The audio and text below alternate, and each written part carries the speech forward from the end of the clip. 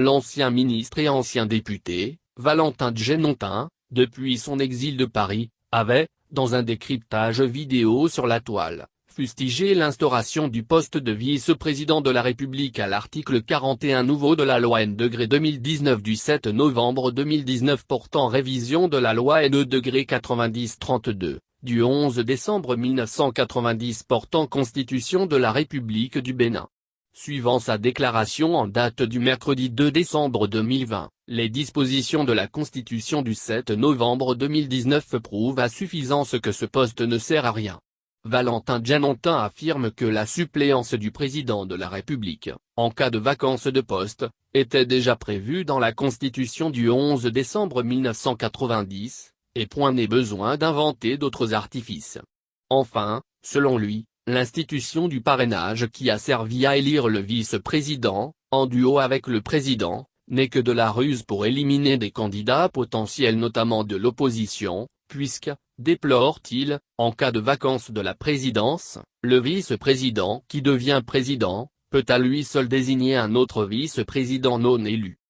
L'article 41 nouveau de la loi 2019-146 du 7 novembre 2019, portant révision de la loi 90-32 du 11 décembre 1990 portant Constitution de la République du Bénin a curieusement et avec ruse inventé un poste de vice-président.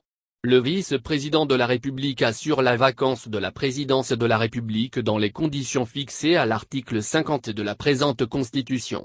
Ce poste de vice-président est le concentré de tout le machiavélisme, le cynisme des gouvernants de la rupture qui se complaisent dans des compromissions lucifériennes, attentatoires à la paix sociale. Article 50 nouveau, en cas de vacance de la présidence de la République par décès, démission ou empêchement définitif, l'Assemblée nationale se réunit pour statuer sur le cas, à la majorité absolue de ses membres. Le président de l'Assemblée nationale saisit la Cour constitutionnelle qui constate et déclare la vacance de la présidence de la République. Les fonctions de président de la République sont exercées par le vice-président de la République, pour le reste de la durée du mandat en cours. Il prête immédiatement le serment, prévu à l'article 53 de la Constitution. Il désigne au plus tard 48 heures après la prestation de serment et après avis consultatif du bureau de l'Assemblée nationale, un nouveau vice-président de la République, conformément aux dispositions de l'article 44, excepté celles relatives au parrainage. Je vous reprends ce passage.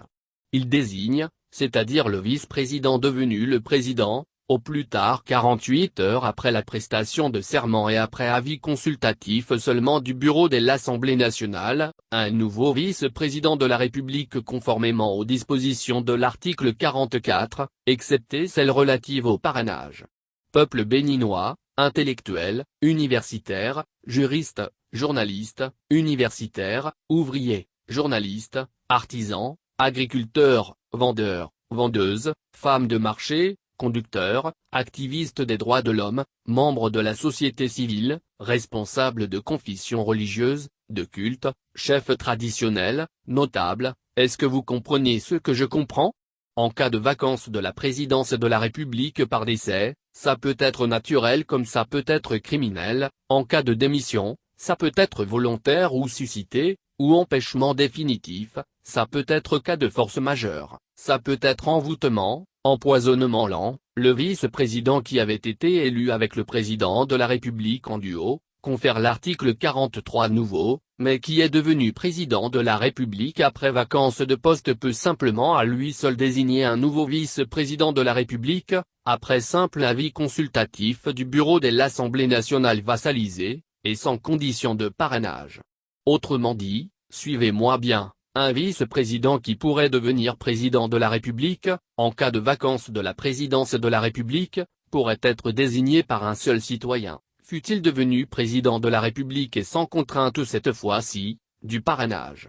Un seul citoyen peut ainsi, par acrobatie, se substituer à tout un peuple pour lui désigner et imposer un président de la République.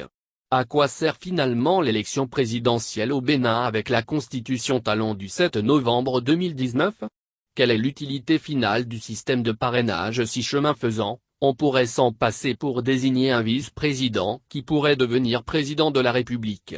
Chers compatriotes, comprenez-vous aisément avec moi que le système de parrainage n'est qu'un seul moyen ponctuel de l'exclusion de l'opposition politique de l'élection présidentielle de 2021 et un guet-apens en vue d'ériger en République du Bénin, une dynastie pour le Bénin.